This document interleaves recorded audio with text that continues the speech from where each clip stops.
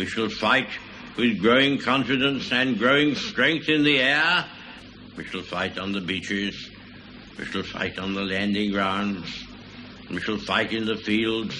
We shall never surrender. Hello everyone, it's that time of year again, so if you've been really good little boys and girls and prayed hard every day to Eagle Dynamics' only begotten Son and our Messiah Wags, then you've probably noticed that like a big lovable Santa Claus, Eagle Dynamics have visited your computer in the night with a brand new module.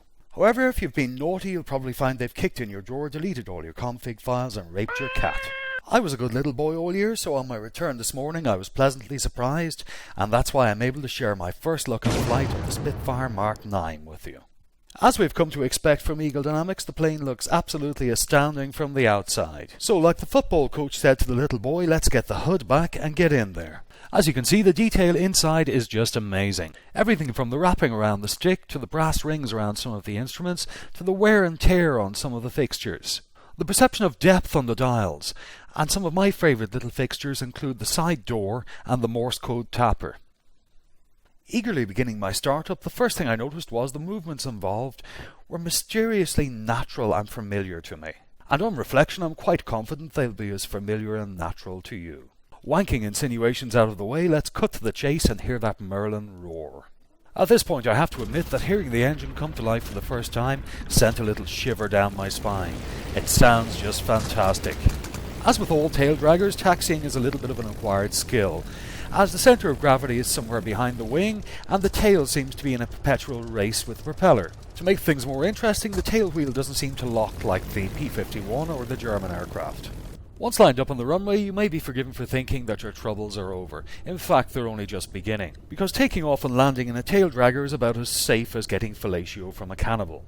I will give you one piece of advice: push the rudder to the right, anticipating a lurch to the left when you increase the throttle, and then dance the rudder, but keep your bias to the right. This is my very first takeoff attempt, so it's rather shit, but fear not, I'll have my first 1-minute tutorial out well before the weekend.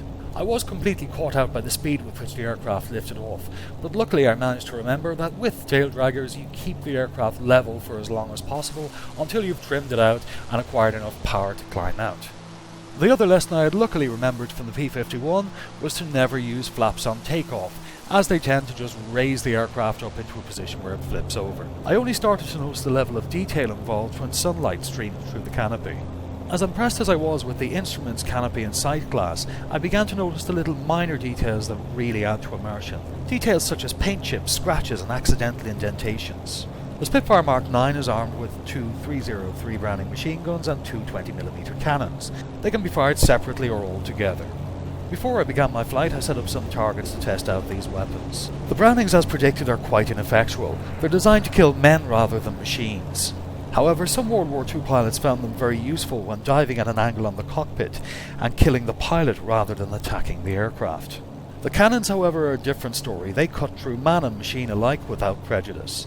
Whereas the machine guns were more of a minor annoyance to the truckers, like pubic lice or an irritating rash, the cannons were more of a pressing career-ending issue, like the police finding yet another dead hooker in the back of their trucks. The most often mentioned advantage of the Spitfire is its fabled maneuverability, and this module definitely lives up to that legend.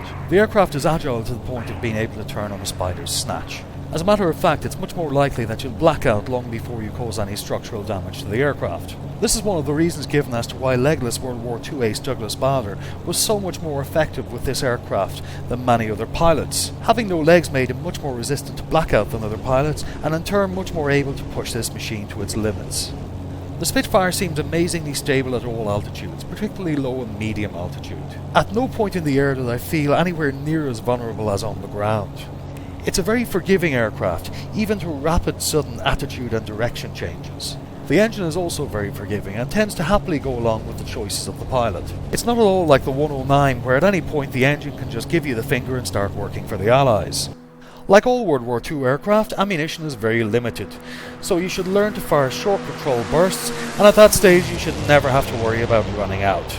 Coming into land, I realised I had no fucking idea what I was doing. I tried my best to remember Wag's video, but completely screwed up the base leg.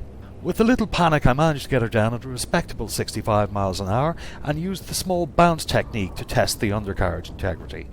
As I didn't want to damage my brakes on the first flight, I used the right wing braking method, which I recommend heartily to you all. On subsequent landings I tried the cartwheeling technique, canopy braking technique and the single wing technique. However, they were nowhere near as successful as my first landing. The Spitfire is in early access, so all things are subject to change, but I would say in its current state it's as close as I or any of you are going to get to flying a real Spitfire. It's meticulously detailed, challenging, fun and ultimately rewarding to fly. If you like general aviation or World War II modules in particular, or you just love your cat, it's well worth a buy. With that, I thank you very much for watching. Please don't forget to dislike or tell me to go fuck myself below.